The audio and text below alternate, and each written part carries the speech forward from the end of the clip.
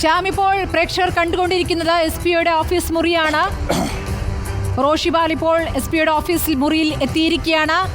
Report ഇനി തരാൻ ഒരു തടസ്സവുമില്ല റോഷിപാൽ. SP-യോ ഇനിയും 2:30 കഴിയട്ടെ എന്ന നിലപാടെടുക്കുകയാണോ?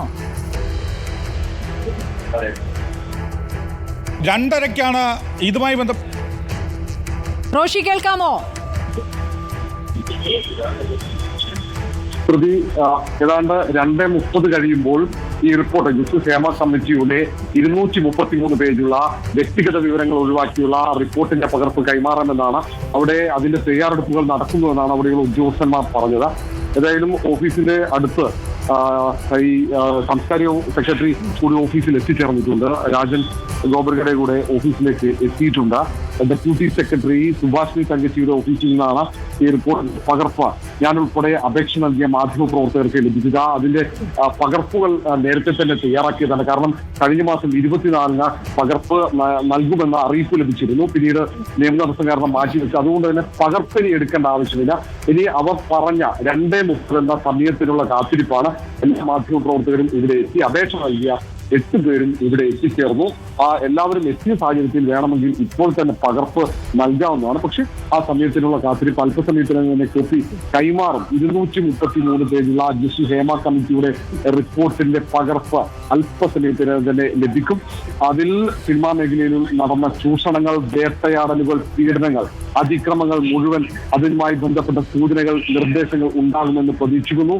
ആരൊക്കെയാണ് അതിക്രമങ്ങൾക്ക് നേതൃത്വം നൽകിയെന്ന സൂചനകൾ സ്വാഭാവികമായി റിപ്പോർട്ടിൽ ഉണ്ടാകുമെന്ന പ്രതീക്ഷ തന്നെയാണുള്ളത്. ഒരുപക്ഷെ സിനിമാ മേഖല, മലയാള സിനിമാ മേഖല ശുദ്ധീകരിക്കാനുള്ള ഒരു വലിയ അവസരമായി തന്നെ ഈ ഹേമ കമ്മിറ്റി റിപ്പോർട്ടിനെ കാണേണ്ടതുണ്ട് എന്ന് ഹൈക്കോടതി തന്നെ പറഞ്ഞ ഒരു സാഹചര്യത്തിലാണ് റിപ്പോർട്ടിന്റെ പകർപ്പ്. സംസ്ഥാന വിവരാവകാശ കമ്മീഷണറുടെ A. അബ്ദുൽ ഹക്കീമിന്റെ നിർണായക ഇടപെടലിന് പിന്നാലെ സംസ്ഥാന സർക്കാർ ഈ പകർപ്പ് പുറത്തുവിടാൻ അത് സന്നദ്ധമായത്, അതിന് നിർബന്ധിതമായത് എന്നതാണ് ഏറ്റവും പ്രധാനപ്പെട്ട കാര്യം. ഏതായാലും പകർപ്പ് കൈമാറാനുള്ള തയ്യാറെടുപ്പുകൾ ഈ സുഭാഷ് തങ്കച്ചി ഡെപ്യൂട്ടി സെക്രട്ടറി സാംസ്കാരിക വകുപ്പ് ഓഫീസിൽ പുരോഗമിക്കുന്നുവെന്നാണ് അവിടെ നിന്നും ഉദ്യോഗസ്ഥർ അറിയിക്കുന്നത്.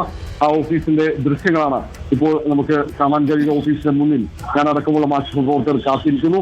അല്പനിമിഷങ്ങൾക്കകം തന്നെ ഈ റിപ്പോർട്ടിന്റെ പകർപ്പ് ലഭ്യമാകും. സമയം 2:19 ആയിരിക്കുന്നു. 2:30 റിപ്പോർട്ടിന്റെ പകർപ്പ് ഹാർഡ് കോപ്പി നൽകാം എന്നാണ് സുഭാഷിണി തങ്കച്ചി ഉദ്യോഗസ്ഥ SP-യോ റോഷിപാലിനെ അറിയിച്ചിരിക്കുന്നത്. റോഷി അടക്കം 8 മാധ്യമ പ്രവർത്തകരാണ് വിവരാവകാശ കമ്മീഷനെ സമീപിച്ചത്. വിവരാവകാശ കമ്മീഷനെ സമീപിച്ച് 8 പേർക്കാണ് ഇപ്പോൾ റിപ്പോർട്ട് കൈമാറുന്നത്. അല്പസമയത്തിനകം സമയം ഇപ്പോൾ 2:19 ആയിരിക്കുന്നു. 2:30 കഴിഞ്ഞാൽ റിപ്പോർട്ട് നൽകാം എന്നാണ് അറിയിച്ചിട്ടുള്ളത്. റിപ്പോർട്ട് നൽകാനുള്ള കോപ്പികൾ തയ്യാറാക്കുന്ന നടപടികളിലാണ് ഇപ്പോൾ ആ ഓഫീസിൽ നടക്കുന്നതെന്നാണ് റോഷിപാൽ റിപ്പോർട്ട് ചെയ്യുന്നത്. ഇനി ഏതാനും നിമിഷങ്ങൾ കൂടിയേ ബാക്കിയുള്ളൂ.